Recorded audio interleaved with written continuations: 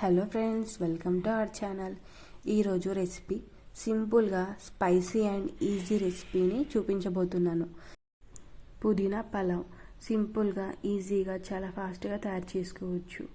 ఎప్పుడైనా special ఒకేషన్స్కి, lunch బాక్స్కి ఇలా మీకు ఇష్టమైనప్పుడు టేస్టీగా తినాలనిపించినప్పుడు ఈజీగా రెడీ చేసుకోవచ్చు. దీనికోసం మనం ముందుగా ఒక చిన్న సైజు మిక్సీ జార్ను తీసుకొని కొంచెం పుదీనాని శుభ్రంగా కడుక్కొని వేసుకోవాలి.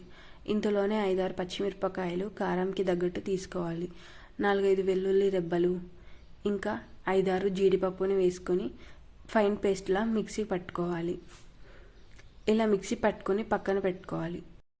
తర్వాత స్టవ్ పైన కడాయిని పెట్టుకొని అందులోనే 2 టేబుల్ స్పూన్ల ఆయిల్ని వేసుకొని ఆయిల్ హీట్ ఎక్కిన తర్వాత ఇందులో ఆవాలు, జీలకర్ర, ఇంకా అందులోనే కొంచెం మసాలా దినుసులు కూడా వేసుకొని ఇవి కొంచెం ఫ్రై అయిన తర్వాత ఇందులోనే ఒక పెద్ద సైజు ఉల్లిపాయను సన్నగా తరుక్కొని వేసుకోండి.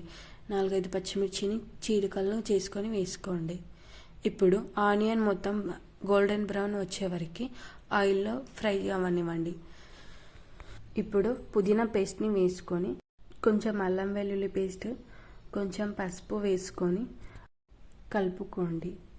ఈ పుదీనా పేస్ట్ ఇలా నూనెలో మగ్గి నూనె పైకి తేలే వరకు ఇలా 2 నిమిషాల పాటు నూనెలో మగ్గించుకోండి. ఇందులోనే ఒక 5 నిమిషాల పాటు వేడి నీళ్ళలో ఉంచిన మిల్ మేకర్ని కూడా వేసుకోండి. దీని అంతటిని మరొకసారి కలుపుకొని ఒక 2 నిమిషాల పాటు మూత పెట్టి మగ్గనిచ్చుకోండి. ఇందులోనే రాత్రి మిగిలిపోయిన అన్నమైనా లేదా అప్పటికప్పుడు వండుకున్న అన్నమైనా కానీ వేసుకొని దీన్నంతటిని అన్నం బాగా కలిసేంత వరకు కలుపుకోండి. అన్నంని బాగా కలుపుకున్న తర్వాత ఇందులోని కొంచెం ఉప్పు వేసుకోండి.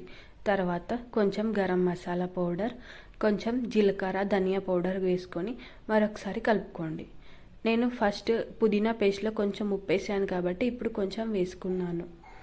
ఇప్పుడు పైనుంచి కొంచెం పుదీనాను వేసుకోండి. అంతే, చాలా ఈజీగా రెడీ చేసుకోవచ్చు పుదీనా పలావ్ని. ఈ రెసిపీ చాలా చాలా టేస్టీగా ఉంటుంది. మీకు కూడా తప్పకుండా నచ్చుతుంది ఈ పుదీనా పలావ్. మీరు కూడా తప్పకుండా ట్రై చేసి ఎలా వచ్చిందో కామెంట్ చేయండి. ఈ వీడియో నచ్చినట్టయితే లైక్ చేయండి, షేర్ చేయండి. మరిన్ని వీడియోస్ కోసం మా ఛానల్ని సబ్స్క్రైబ్ చేసుకోండి.